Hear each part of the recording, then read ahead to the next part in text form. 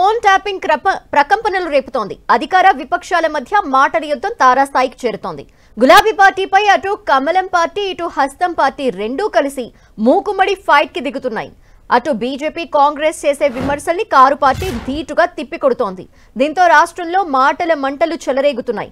ముఖ్యంగా కేటీఆర్ బండి సంజయ్ మధ్య మాటల యుద్ధం తీవ్ర స్థాయికి చేరింది. బస్తీ మే సవాల్ అంటూ సవాళ్లు ప్రతి సవాళ్లు విసిరికోవడంతో రాష్ట్ర రాజకీయాలు ఒక్కసారిగా హీట్ ఎక్కాయి.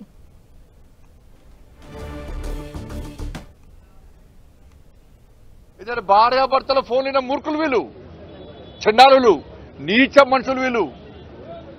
ఎవరన్నా భార్యాభర్తల ఫోన్ వింటారా అని ఎవడన్నా? ఇంత సిగ్గుమాల కుటుంబం వీళ్ళది. కేసీఆర్ కొడుకు దరిద్రులు వీళ్ళు. ఎవరన్నా తెలంగాణ రాష్ట్రంలో కేసీఆర్ ప్రభుత్వం ఉన్నప్పుడు ఎవ్వరు కూడా నార్మల్ కాళ్ళు మాట్లాడుకోవాలి.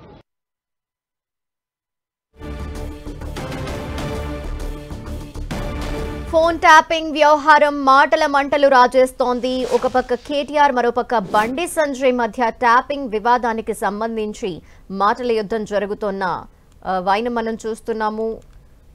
ఒకరిపై ఒకరు ఎక్స్ వేదికగా కౌంటర్స్ ఇచ్చుకుంటున్నారు. అధికార ప్రతిపక్షాల మధ్య మాటల యుద్ధం ప్రస్తుతం తారాస్థాయికి చేరుకుందని అర్థమవుతోంది. గులాబీ పార్టీకి సంబంధించి ఫోన్ ట్యాపింగ్ జరిగిందంటూ ఎప్పటి నుండో ఈ వివాదం నడుస్తోన్న నేపథ్యంలో అటు కమలం పార్టీ ఇటు హస్తం పార్టీ రెండూ కలిసి కారు పార్టీ పైన విమర్శలు గుప్పిస్తున్నారు. దీంతో బీజేపీ కాంగ్రెస్ చేసే విమర్శల్ని బీఆర్ఎస్ కూడా తిప్పికొట్టే ప్రయత్నం చేస్తోంది. దీంతో రాష్ట్రంలో ఫోన్ ట్యాపింగ్ వ్యవహారంపై మాటల మంటలు తారాస్థాయికి చేరుకుంటున్నాయి. బండి సంజయ్ ట్వీట్ అలాగే కేటీఆర్ సవాల్ మధ్య రాజకీయం వేడి పుట్టిస్తోంది. మరిన్ని డీటెయిల్స్ మా ప్రతినిధి కరుణాకర్ అడిగి తెలుసుకుందాం. కరుణాకర్, తెలంగాణలో ఫోన్ ట్యాపింగ్ అంశం మరోసారి పొలిటికల్గా హీటెక్కిస్తున్న పరిస్థితిని మనం చూస్తున్నాం. నిన్న సిట్టు ముందుకు ఏదైతే ఫోన్ ట్యాపింగ్ అంశంపై విచారణ జరుపుతుందో సిట్టు ముందుకు కేంద్ర మంత్రి బండి సంజయ్ వెళ్లారు. సిట్టు ముందు ఆయన సంచలన ఆరోపణలు చేశారు. సిట్టు విచారణ తర్వాత ప్రధానంగా బీఆర్ఎస్ పార్టీ టార్గెట్గా బండి సంజయ్ కీలక వ్యాఖ్యలు చేసిన పరిస్థితిని మనం చూస్తున్నాం. అందులో కేటీఆర్ను బండి సంజయ్ టార్గెట్ చేసిన పరిస్థితి. కేటీఆర్ ఫోన్ ట్యాపింగ్ అంశంలో కోట్ల రూపాయలు దండుకున్నారు, కోట్ల రూపాయలు వెనకేసుకున్నారని చెప్పి బండి సంజయ్ ఆరోపించారు. దాంతోపాటు బీఆర్ఎస్ హయాంలో దాదాపు సినీ రాజకీయ వ్యాపార రంగ ప్రముఖులందరి ఫోన్లు ట్యాప్ చేసి వాళ్ళందరినీ బ్లాక్మెయిల్ చేశారని చెప్పి కూడా బండి సంజయ్ తీవ్ర ఆరోపణలు గుప్పించిన పరిస్థితిని మనం చూస్తున్నాం. బండి సంజయ్ ఆరోపణలపై బీఆర్ఎస్ వర్కింగ్ ప్రెసిడెంట్ చాలా సీరియస్గా రియాక్ట్ అయ్యారు. ఎక్స్ వేదికగా బండి సంజయ్పై తీవ్ర ఆగ్రహాన్ని కేటీఆర్ వ్యక్తం చేయడం జరిగింది.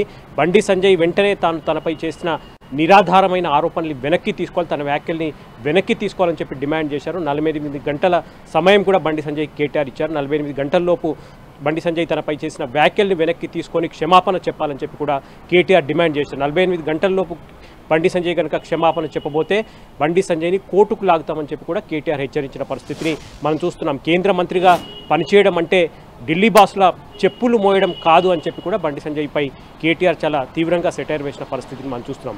ఎక్స్లో కేటీఆర్ తనపై గుప్పించిన ఆరోపణలు కావచ్చు, తనకు హెచ్చరించి లీగల్ నోటీస్ పంపిస్తానని చెప్పి కేటీఆర్ చెప్పడానికి కూడా బండి సంజయ్ చాలా సీరియస్గా తీసుకున్నారు. కేటీఆర్కి మరోసారి బండి సంజయ్ సెటైర్ వేశారు. కేటీఆర్ లీగల్ నోటీసులకు భయపడేది లేదని చెప్పి, లీగల్ నోటీస్ ఇచ్చి పారిపోయే కేటీఆర్ రకం తాను కాదని చెప్పి కూడా చాలా స్పష్టంగా బండి సంజయ్ కేటీఆర్పై తీవ్ర ఆగ్రహం వ్యక్తం చేసిన పరిస్థితిని మనం చూస్తున్నాం. మొత్తానికి KTR versus Bandi Sanjay phone tapping అంశంలో కొంత రాజకీయం వేడెక్కిందని చెప్పవచ్చు. మరోసారి ఫోన్ ట్యాపింగ్ అంశంలో ఇరువురు నేతలు ఒకరిపై ఒకరు ఆరోపణలు విమర్శలు చేసుకున్న పరిస్థితిని మనం చూసాము.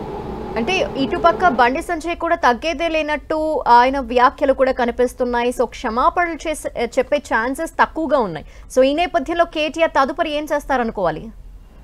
ఖచ్చితంగా కేటీఆర్ లీగల్గా ప్రొసీడ్ అయ్యే అవకాశం కనిపిస్తుంది. ఎందుకంటే బీఆర్ఎస్ వర్కింగ్ ప్రెసిడెంట్ కేటీఆర్ చాలా రోజులుగా మనం గమనిస్తున్నాం. ఆయన తనపై నిరాధారమైన ఆరోపణలు ఏ రాజకీయ పార్టీ ఏ నాయకుడు చేసినా కూడా దాన్ని సీరియస్గా తీసుకుంటున్నారు. మనం చూసాం మంత్రి కొండా సురేఖ విషయంలో కూడా కేటీఆర్ చాలా సీరియస్గా తనపై ఆరోపణలు చేసిన నేపథ్యంలో కోర్టుకు వెళ్లారు. ఇప్పటికీ కోర్టు కొండా సురేఖపై లీగల్గా ఎఫ్ఐఆర్ నమోదు చేయాలని చెప్పి కూడా కోర్టు ఆదేశాలు జారీ చేసిన పరిస్థితిని మనం చూస్తున్నాం. కాబట్టి ఖచ్చితంగా తనపై ఎవరు ఇలాంటి ఆధారాలు లేని ఆరోపణలు విమర్శలు గుప్పిస్తే ఖచ్చితంగా దానిపై లీగల్ ఫైట్ చేయాలని చెప్పి కేటీఆర్ ఇప్పటికే నిర్ణయం తీసుకున్నారు. కేటీఆర్ ప్రత్యేకంగా ఒక లీగల్ టీంని ఏర్పాటు చేసుకున్నారు. బండి సంజయ్ విషయంలో కూడా 48 గంటల సమయం ఇచ్చారు. ఇప్పటికే లీగల్ నోటీస్ ఈరోజు బండి సంజయ్కి లీగల్ నోటీస్ ఇచ్చే అవకాశం కనిపిస్తుంది. 48 గంటల్లోపు బండి సంజయ్ గారికి తన వ్యాఖ్యల్ని వెనక్కి తీసుకొని కేటీఆర్ క్షమాపణ చెప్పకపోతే ఖచ్చితంగా ఆయనపై పరువు నష్టం దావా వేసే అవకాశం కనిపిస్తోంది. ఏమాత్రం ఆధారం లేని ఆరోపణలు తనపై చేశారు కాబట్టి ఖచ్చితంగా బండి సంజయ్పై లీగల్గా కేటీఆర్ ప్రొసీడ్ అయ్యే అవకాశం కనిపిస్తుంది. కానీ బండి సంజయ్ మాత్రం కేటీఆర్ వార్నింగ్కు ఏమాత్రం నెరవేరలేదని చెప్పవచ్చు. ఎందుకంటే కేటీఆర్ ఎక్స్లో వార్నింగ్ ఇచ్చిన తర్వాత తనకు క్షమాపణ చెప్పాలని చెప్పి డిమాండ్ చేసిన తర్వాత బండి సంజయ్ మళ్ళీ రియాక్ట్ అయ్యారు.